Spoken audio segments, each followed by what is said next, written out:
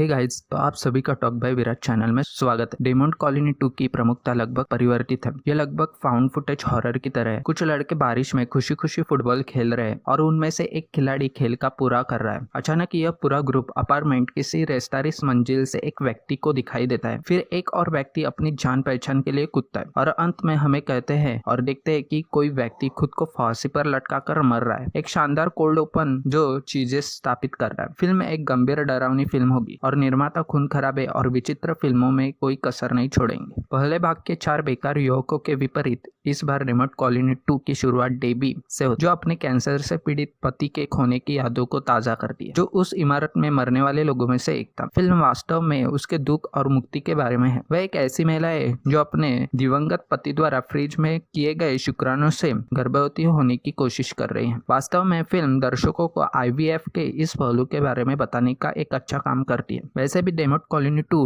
Debbie की जरूरत और उसकी इच्छाओं के बारे में है और संयोग से यह अरुण नीति के चरित्र के जीवन से जुड़ जाती है। मुझे यह पसंद आया कि उन्होंने डेबी को पहली डेमोन कॉलोनी से जोड़ा है, लेकिन अगर आपने ट्रेलर देखा है तो आप अब तक जान गए होंगे कि डेमोन कॉलोनी 2 में 2 अरुण नीति है और यह अनुमान लगाने का कोई मतलब नहीं है कि वह कैसे संबंधित है। यह न तो दिलचस्प है और न तो रोचक, लेकिन यह निश्चित रूप से अक्षम है क्योंकि यह अरुण नीति के साथ एक कर्कश कॉमेडी ट्रैक को जन्म देता है और उसके सौतेले परिवार को। मुझे नहीं पता कि ऐसा क्यों किया गया है। यह एक फिल्म के लिए इतना बुरा है कि इससे कोई वापसी नहीं हो सकती। शुक्र है कि फिल्म एक चैम्बर में हॉरर के अपने मुख्य भाग पर आपसती है, लेकिन एक जटिल मोड़ लेती है जो हमें शैतानवाद, गुप्त प्रथाओं, यातना के दृश्य और अनावश्यक हास्य पर एक सरसरी प्रहार देता है। हालांकि एक बार जब अच्छी तरह से मंचित डरावने दृश्य की श्रृंखला में पहुंच जाता है तो डेमोन कॉलोनी 2 एक दिलचस्प फिल्म बन जाती है। ईमानदारी से अरुण नीति के लिए करने के लिए बहुत कुछ है और वह इस भूमिका में अपनी आंखों घुमाई आगे बढ़ती है जो उन्हें पर्याप्त रूप से परखती नहीं है। उनका प्रदर्शन तब अधिक विश्वसनीय लगता है जब उन्हें डरने का अभिनय नहीं करना पड़ता है और अजय और उनकी टीम को उन्हें एक खतरनाक पहलू देने के लिए प्रेरित करता है जिसे वह आसानी से निभाते हैं। यह प्रिया भवानी शंकर के माध्यम से की गई फिल्म डेमोन के भूत, शापित जंजीर और उसके द्वारा संचालित शक्तियों के विचार की खोज करती है, जबकि उसके नए रूप को अपनाने में थोड़ा समय लगता है। प्रिया डरावनी प्रतिक्रियाओं में माहिर है। वह चिढ़ती है और रोती है और भावनात्मक नोट्स और उसके आधार पर बेहतर तरीके से पेश करती है। इसके अलावा ये देखना दिलचस्प था कि बौद्ध भिक्षु भूत प्रेत भगाने के केंद्र में है और इसे पटकथा में बहुत ही सफाई से लिखा गया है, जिसमें सूक्ष्मता से चिकित्सकों को द्वारा तंत्र मंत्र में विश्वास करने का उल्लेख किया गया है बिना किसी आलोचना। डेमोन कॉलोनी 2 का मेरा पसंदीदा हिस्सा यह है कि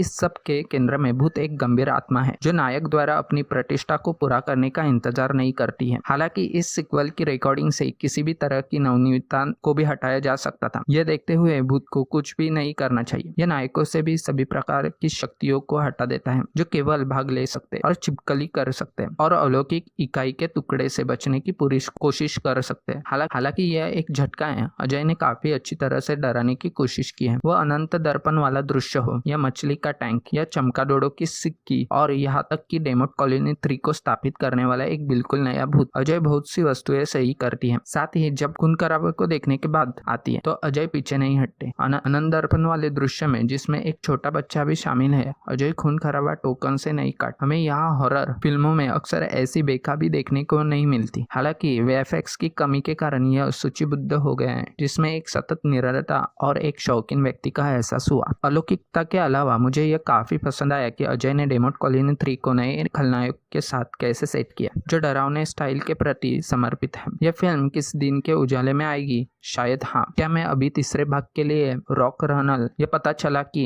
नवनीता शायद फिल्म निर्माता की स्थापना नहीं है। शायद हाँ, फिर से वे कहते हैं कि तीसरे बार का जादू होता है।